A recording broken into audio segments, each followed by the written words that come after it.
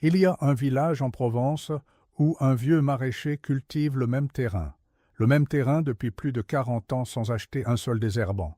Ses voisins ont des allées envahies de chiens d'Hôte dès le mois de mai. Lui, son potager ressemble à une photo de catalogue en plein juillet, pas une herbe entre les rangs, pas un brin de mouron, rien.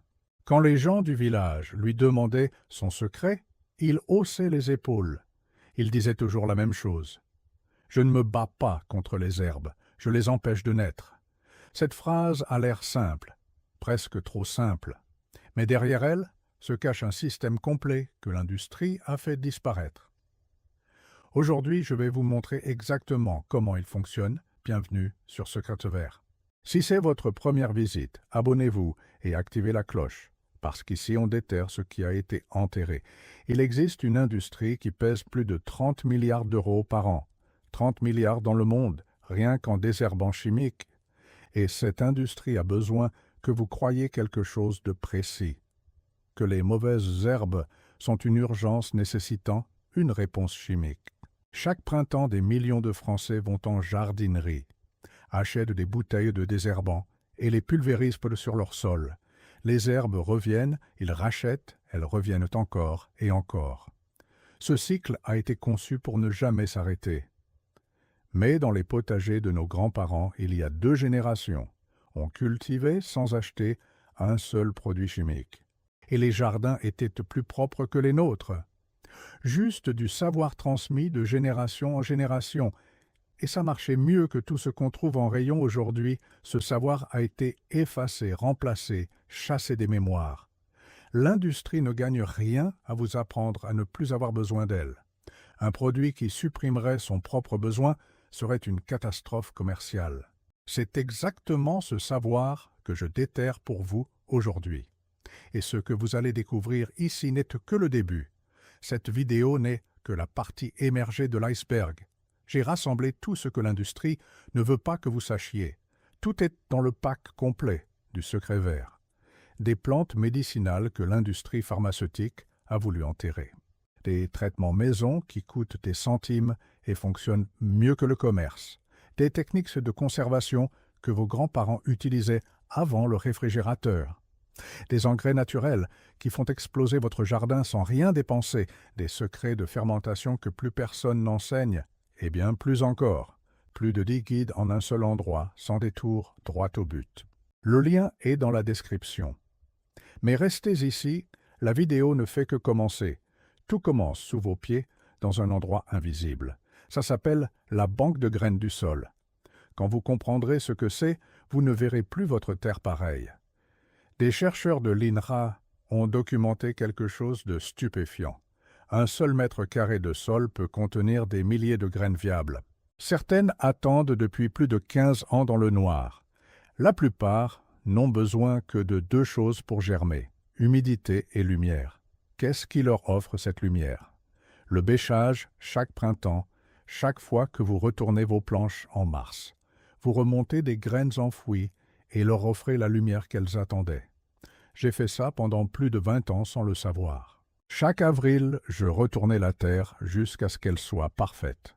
Et 15 jours plus tard, un tapis vert de mauvaises herbes couvrait tout. Je croyais que c'était normal. Jamais je n'ai pensé que j'en étais la cause. Rendre la terre belle était exactement ce qui la salissait. Ce vieux maraîcher en Provence faisait l'inverse. Il construisait par-dessus et laissait les graines dans le noir. Avec les années, la banque de graines diminuait toute seule. Arrêtez de retourner votre jardin chaque printemps. Étalez 5 à 8 cm de compost mûr sur la surface. Laissez les vers et la vie du sol faire le travail à votre place. Chaque centimètre de compost est un centimètre de nuit supplémentaire. Dans le nord, faites-le 3 semaines avant les derniers gels. Dans le sud et en zone méditerranéenne, commencez dès fin février. Ce n'est pas que de la nutrition, c'est du contrôle des herbes en même temps. Les deux sont la même conversation, et l'industrie ne veut pas que vous le sachiez. Maintenant, la deuxième technique, celle qui m'a laissé bouche bée. Il existe des plantes qui fabriquent leur propre herbicide naturel. Ce n'est pas une image, c'est de la chimie pure, ça s'appelle l'allélopathie. Quand l'été est fini, ne laissez pas vos planches à nu. Semez du seigle comme engrais vert en automne. Le seigle produit des composés chimiques appelés benzoxazinoïdes. Ces substances sont libérées par les racines tant que la plante vit et aussi quand les résidus se décomposent après la fauche au printemps. Elles suppriment la germination des plantes voisines, y compris les herbes. Des recherches confirment une suppression allant jusqu'à 95%, 95% sans une seule goutte de désherbant. Le seigle est particulièrement dévastateur contre le mouron et le chénopode. En septembre, semez du seigle à la volée sur vos planches vides. Ratissez légèrement, arrosez une fois et oubliez jusqu'au printemps. En mars, coupez-le au ras du sol et laissez les résidus comme un tapis épais. Ne les enfouissez pas, laissez-les en surface. C'est crucial. Ce tapis bloque la lumière, libère des composés et conserve l'humidité. Plantez vos tomates directement à travers en découpant de petites ouvertures. Après 3 ans, le désherbage passe de heures à minutes. Après 5 ans, vous n'arrachez pratiquement plus rien. Maintenant, une technique qui ressemble à un piège pour mauvaises herbes. Parce que c'en est un, littéralement. Ça s'appelle le faux semis. Vous préparez votre planche comme pour planter, ratisser et arroser bien. Ensuite, vous ne faites absolument rien, vous partez et attendez 10 jours. Des milliers de graines près de la surface vont germer en croyant leur heure venue. Vous revenez avec une binette et grattez le demi-centimètre supérieur. À peine la surface, en 5 minutes, vous éliminez toute cette génération. Un seul chénopode peut produire plus de 70 000 graines. Chaque herbe tuée avant qu'elle ne monte en graines élimine des milliers de futures plantes. Faites-le 2 fois avant de planter avec 10 jours d'intervalle. Vous réduisez l'apparition des herbes de 50 à 70%. Vous retardez le semis de 2 semaines, mais vous gagnez tout l'été. L'année dernière, j'ai fait ça sur mes haricots, et je n'ai presque plus désherbé. Maintenant, quelque chose que les anciens faisaient sans même y penser. Les potagers traditionnels français étaient denses et serrés à craquer. Pas 1 centimètre de terre nue entre les plants. Chaque espace était un légume, un compagnon ou une couverture vivante. Les mauvaises herbes sont les opportunistes de la nature. Si vous laissez du sol nu, la nature le couvrira avec ce que vous n'avez pas choisi. Ce n'est pas un défaut, c'est le système qui fonctionne comme prévu. Les anciens travaillaient avec ce principe au lieu de lutter contre. Si la nature exige que chaque centimètre soit couvert, couvrez-le vous-même. Entre les rangs de tomates, semez du trèfle blanc nain. Il reste bas, rarement plus de 10 cm de hauteur.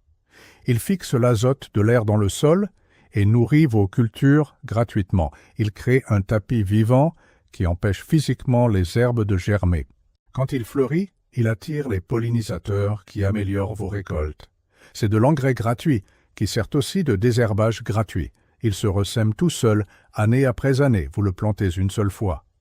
Combinez cela avec un espacement serré entre les plants. Vous créez une canopée qui ferme au-dessus du sol tôt dans la saison.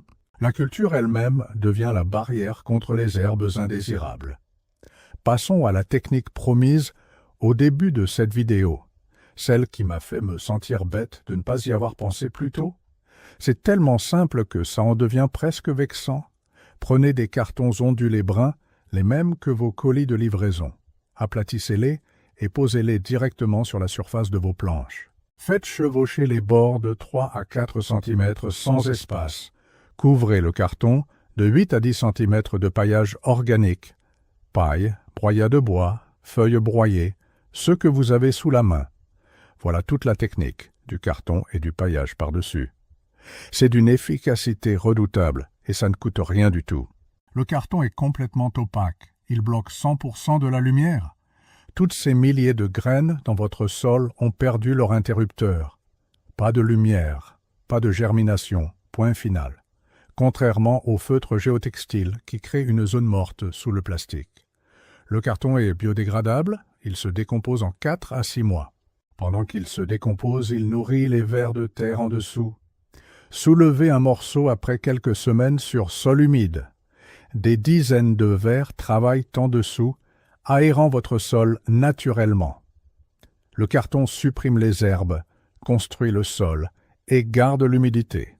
Tout en même temps, tout gratuitement, et il disparaît quand son travail est fait. Pour les allées, 2 couches de carton avec du broyat, 0 herbe, toute la saison. Pour les planches, découpez des ouvertures en croix et plantez à travers. Utilisez du carton brun ondulé sans partie glacée et mouillez-le bien. 5 minutes de préparation par planche et le problème est réglé. J'ai calculé mes dépenses en produits contre les herbes sur 10 ans. Feutre, herbicide, bâche, plus de 400 € au total. Avec le carton, j'ai dépensé exactement 0 sur 4 saisons. Le produit cher est inférieur au gratuit. Laissez ça faire son chemin. Assemblons maintenant toutes les pièces du système complet. Arrêtez de retourner la terre chaque printemps, vous réveillez l'ennemi. Couche de compost en surface et laissez la biologie travailler. Seigle en automne comme tapis herbicide naturel au printemps. Faux semis avant de planter, laissez les herbes tomber dans le piège.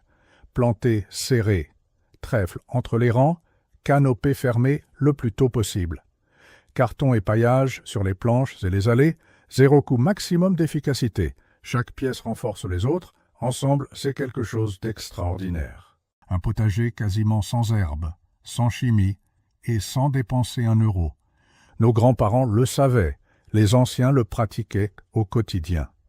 La science moderne confirme maintenant pourquoi ça fonctionne. Il ne manquait plus que quelqu'un pour en reparler. Et n'oubliez pas, tout ce que l'industrie ne veut pas que vous sachiez est rassemblé dans le pack complet du Secret Vert. Plus de 10 guides en un seul endroit, le lien est dans la description. Si quelque chose dans cette vidéo a changé votre regard sur les herbes, laissez-moi un commentaire et dites-moi ce que vous allez essayer. Je lis chaque commentaire sans exception. Si vous avez trouvé ça utile, abonnez-vous à Secret Vert. Il reste encore beaucoup de secrets enterrés à déterrer. On se retrouve dans la prochaine vidéo.